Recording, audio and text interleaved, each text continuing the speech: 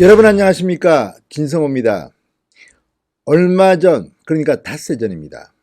자, 조국 일가에 대해서 뇌물 115억 원을 받았다, 이렇게 주장하면서 검찰에 고발한 시민단체가 있었습니다. 투기자본 감시센터. 과거 우병우 전 수석, 최순실을 고발했던 진보 좌파 성향의 시민단체입니다. 이 시민단체가 뜻밖에도 조국 일가가 받은 뇌물 액수가 115억이라는 이런 충격적인 리포트를 가지고 검찰에 고발했습니다. 그런데 더 놀라운 것은 윤석열 검찰이 이 고발을 받은 지 닷새 만에 전격적으로 특수부에 이 사건을 줬습니다. 그러니까 특수부에 이 사건을 배당했기 때문에 지금 조국 일가의 사모펀드를 수사하는 특수부는 이 투기자본 감시센터의 자료를 가지고 더 치밀하게 수사를 할 수 있게 됐습니다. 과거에는 볼 수 없던 겁니다. 진보 좌파 성향의 시민단체가 진보 좌파 성향의 조국을 고발했다? 그것도 구체적인 수치와 구체적인 분석 리포트와 함께 고발했다는 것은 대단히 충격적입니다. 자, 이제 윤석열 검찰 좀 더 쉽게 조국 일가를 수사할 수 있게 됐습니다. 진성호의 직설 시작합니다. 방송에 앞서 진성호 방송의 구독자가 아니신 분들은 붉은색 구독 버튼 눌러주시면 감사하겠습니다. 자, 20일 투기자본 감시센터는 지난 2일과 15일 두 차례에 걸쳐 대검찰청 서울중앙지검에 고발한 사건이 중앙지검 특수 2부 고영곤 부장판사에게 배당됐다고 밝혔습니다. 특수 2부는 지금 조국 일가의 사건을 수사 중인 바로 그곳입니다. 윤석열 총장의 친위대라고도 불릴 수 있습니다. 특수 2부입니다.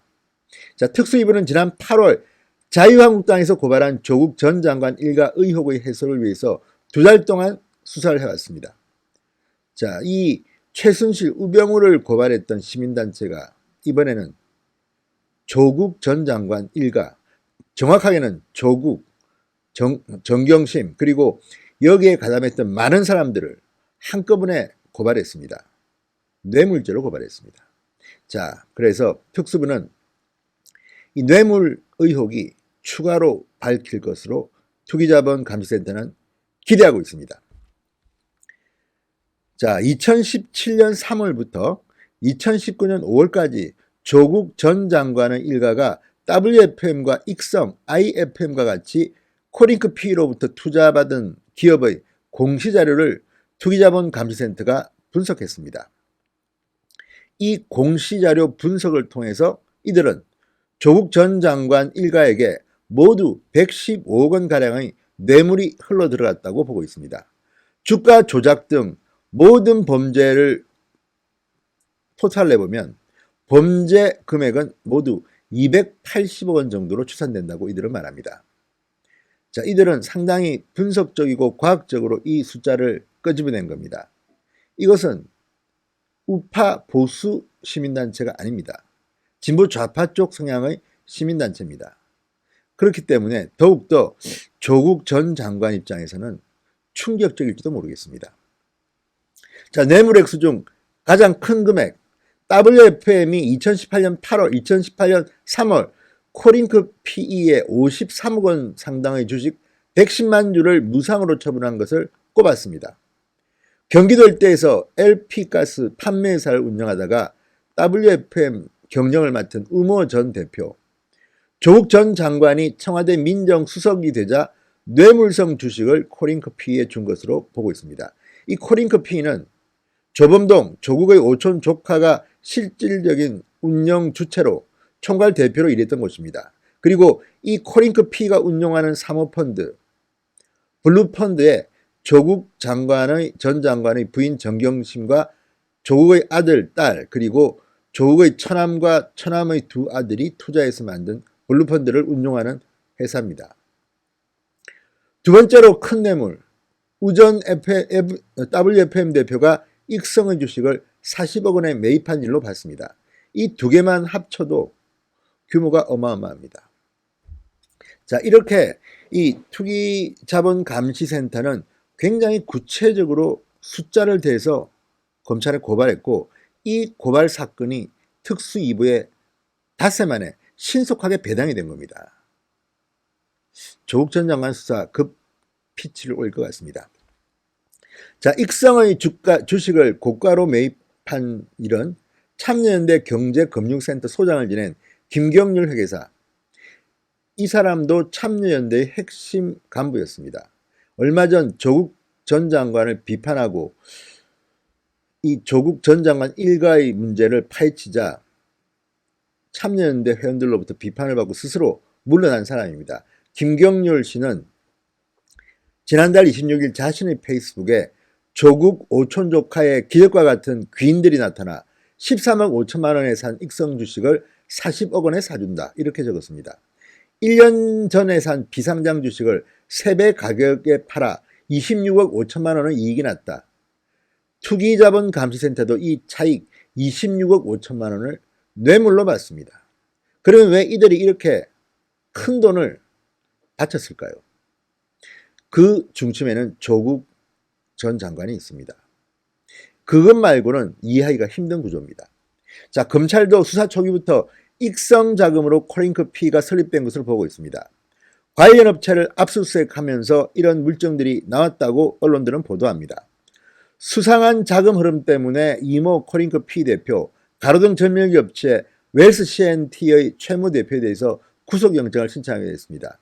그런데 이 영장은 모두 다 명재권 판사에 의해서 기각됐습니다. 당시 명재권 판사는 구속영장은 기각했지만 범죄 사실은 상당히 소명되었고 또 이들은 종범이라고 말했습니다. 주범이 따로 있다는 이야기입니다. 주범은 조범동을 일컫는 것으로 보이는데 조범동만 일지 정경심 씨도 포함될지는 알 수 없습니다. 자, 현대기아차에 자동차 부품을 납품하던 익성은 꽤 큰 회사입니다. 코링크피 사모펀드의 1호 투자 기업이기도 합니다. 2016년 2월 코링크피가 설립됐고 첫 사모펀드로 레드펀드를 만듭니다. 40억 원을 투자받습니다. 이듬해 1월에는 익성 3대 주주에 오른 뒤 이 회사 상장을 추진하지만 실패합니다. 레드펀드는 1년 6개월 만에 내부 수익률 30%를 올리고 청산됩니다.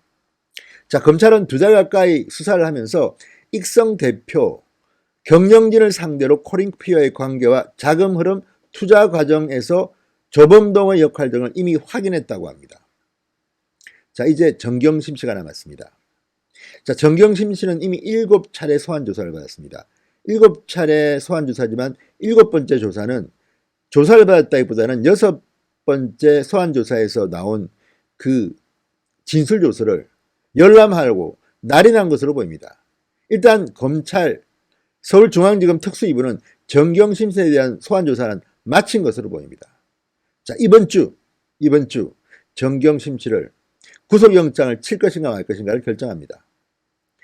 거기에는 건강이 상당히 중요한 변수로 떠오르고 있습니다. 그렇지만 아직까지 정경심 씨는 뇌종양, 뇌경색 진단서를 법적으로 유효한 진단서를 내지 않고 있다고 합니다. 자, 과연 조국 전 장관이 이 투기자본감시센터의 고발처럼 이 큰 뇌물을 받았을까요? 이것은 아직까지 예단하기는 이릅니다. 검찰로부터 조사받은 일부 사모펀드 관계자는 뇌물죄가 성립하려면 조국 전 장관이 투자 내막을 깊숙이 알아야 할 텐데 그렇지 않다고 진술했다고 합니다. 그렇기 때문에 조국 전 장관까지 갈지는 모르겠습니다. 그렇지만 정경심 씨까지는 이 칼끝이 이미 들어가 있는 것으로 보입니다. 자, 정경심 씨한테는 운명의 한 조가 될 것 같습니다.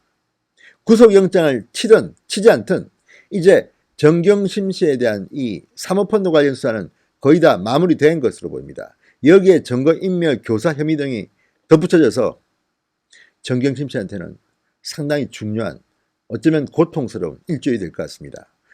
자, 투기자본감시센터의 이 115억 뇌물 고발 사건 특수2부에 닷새 만에 배당한 윤석열 검찰총장의 결정은 뭘 의미할까요?